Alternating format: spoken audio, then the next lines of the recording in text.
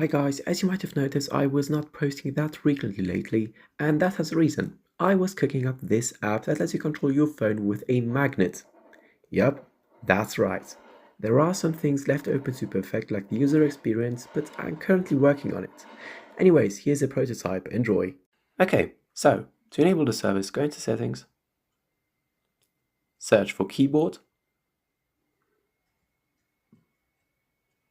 Good, now press on keyboard, on-screen keyboard, and enable magnet joystick.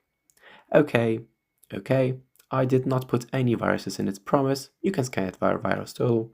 Now on the bottom right of the screen, press on the keyboard and select magnet joystick.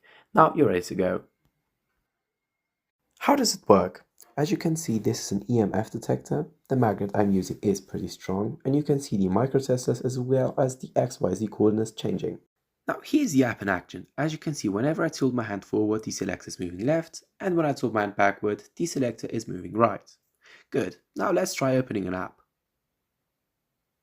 Nice. Now, before you go ahead and call me a cheater, here it is again in slow motion.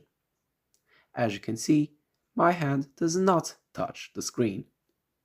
Pretty impressive, right?